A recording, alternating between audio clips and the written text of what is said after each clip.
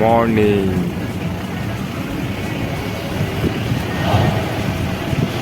আমরা এখন যাচ্ছি কনকচৌরি, ওখান থেকে কার্তিক স্বামী মন্দির যাব। পুরো ক্লাউডি ওয়েদার, হালকা ফুলকা বৃষ্টি হচ্ছে। পৌঁছে গেছি কনকচৌরি। 11,482 ফিট উচ্চতায় অবস্থিত ভারতের একমাত্র কার্তিকের মন্দির। এখানে ছোট্ট একটি গ্রাম আছে, থাকার জায়গা, দোকানপাট সবই আছে। আপনারা আসলে থাকতেও পারেন। এখন বাজে 7টা। আমরা একটু চা বিস্কুট খেয়ে হাঁটা শুরু করব। আমরা কনকচৌরি এসে গেছি। এখান থেকে আমরা এখন কার্তিক স্বামী টেম্পলের ট্রেক স্টার্ট করলাম। দারুণ ভিউ। ভোরবেলা থেকে হালকা ফুলকা বৃষ্টি চলছিল, হঠাৎ একটু ঠান্ডাটা নামলো আবার। আমরা প্রায় অর্ধেকটা রাস্তা এসে গেছি, এখনো বেশ কিছুটা বাকি আছে।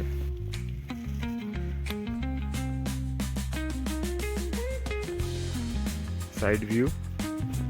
এখানে একটা জিনিস দেখা যাচ্ছে যে প্রতিটা গাছের মধ্যে সব, এখানে যারা আসে এই কার্তিক মন্দিরেতে মানত করার জন্য, সব এখানে বাইরের লোক বা গ্রামবাসীরা যারা আছে সব এরকমভাবে পুজো দিয়ে সব মানত করে যায়। দেখেই বোঝা যাচ্ছে কিছু চুড়ি ভাঙা।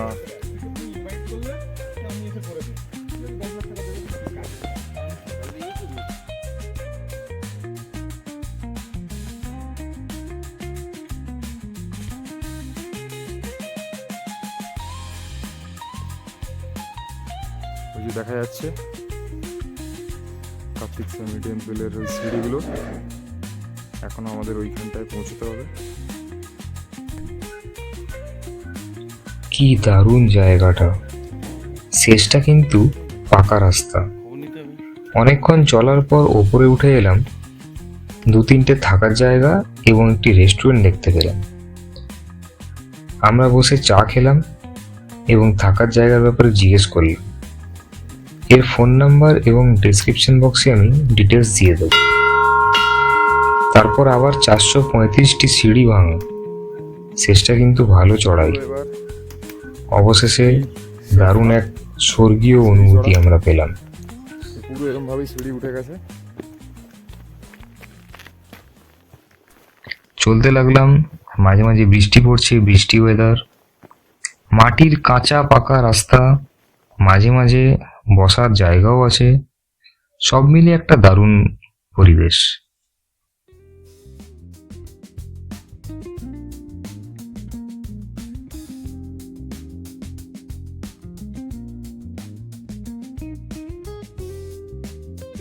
আমরা এসে পৌঁছলাম কার্তিক স্বামী মন্দির।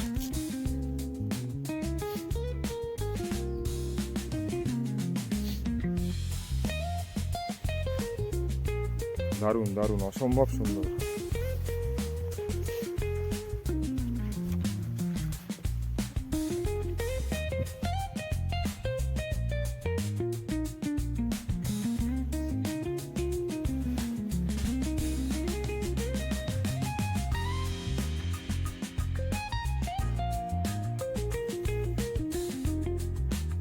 পেছন দিকে চৌখাম্বা দেখা যাচ্ছে।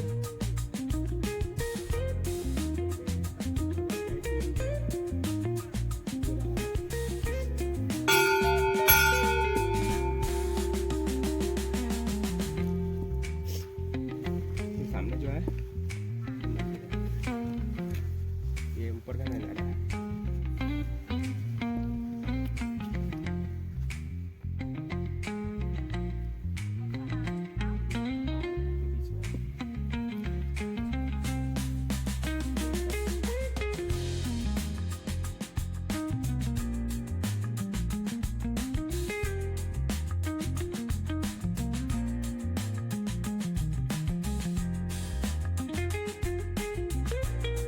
এটার সারাউন্ডিংটা আপনাদের একটু দেখিয়ে দিই।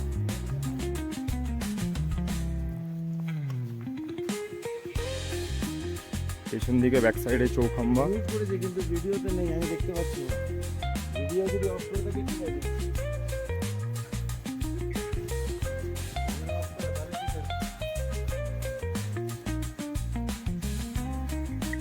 এই মন্দিরের পৌরাণিক কাহিনী হলো, যেখানে কার্তিক ভগবান শিবকে তার অস্থি উৎসর্গ করেছিলেন এবং জানা যায় মহাদেব এক প্রতিযোগিতা করিয়েছিলেন, যেখানে বলেছিলেন আমার যে ছেলে সবার প্রথমে ব্রহ্মাণ্ড পরিক্রমা করে আসবে সেই প্রিয় হবে।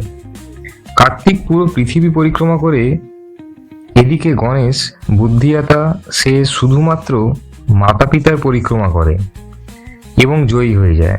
তখন কার্তিক ফিরে এসে তার পিতার জন্য শরীর ত্যাগ করে এবং শরীরের হাড় ফেলে দেয়। সেই ত্যাগের হাড়ের প্রতীক এই মন্দির। ক্রঞ্চ পর্বতের উপর এই মন্দির অবস্থিত।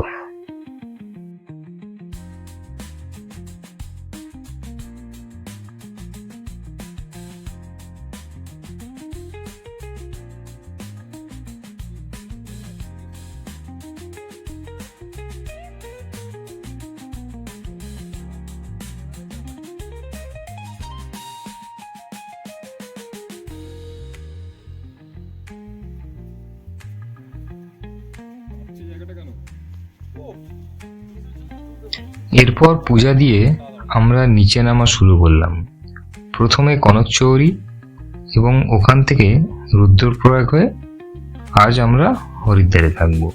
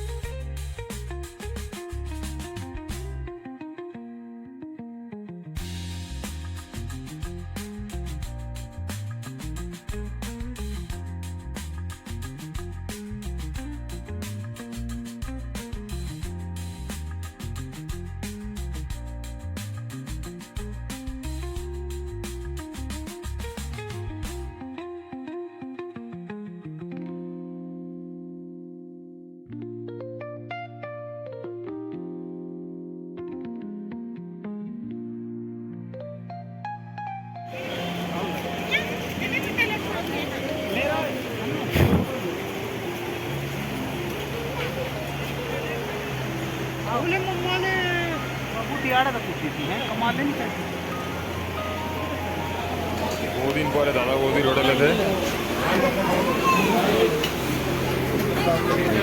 ভাত, ঘি, শুক্তো, লেবু, বেগুনি, ডাল, কোপ্তা,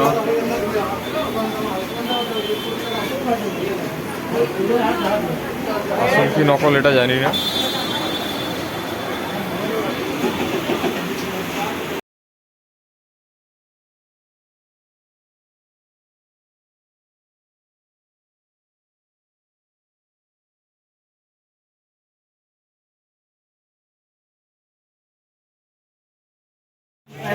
আমরা এখন এসে গেছি এখানে বিখ্যাত পেড়া খেতে, মথুরা কা প্রসিদ্ধ পেড়াওয়ালা। প্রচণ্ড পুরনো দোকান। এই যে নিয়েছি আমরা গুয়াহাটি। कितना टाइप का मिठाई रखते हैं? कितना टाइप का मिठाई रखते हैं? बहुत नहीं, कितना टाइप का मिठाई? वैरायटी वैरायटी ये कोई बता नहीं होता कई तरह का। आप जाने कितना मिठाई है, अब तो 2 मिठाई है। अरे कितनी मिठाई? राबड़ी, बर्फी, मिल्क केक, मलाई समोसा। हमारा दुकान है। टेस्टটা কেমন লাগছে বাবিদা? सब मिठाई नहीं होता एक साथ, देखिए, हम लोग कभी के- कोई होता है, कभी कोई खत्म हो जाता है। ও ফাটাফাটি, অসাধারণ। মুখে দিলাম পুরো গলে গেল মনে হচ্ছে। अरे ये बच्चा सुन रहा भाई। देखिए बच्चा आपके साथ है क्या? नहीं नहीं मेरे चलो जी, आपका नाम? अरे हमारा कोई नहीं, मसा वाले का नाम है। अच्छा अच्छा, एकदम एकदम कोई मालिक नहीं है, सब मसा वाले का नाम है। और पुणे वाले का नाम।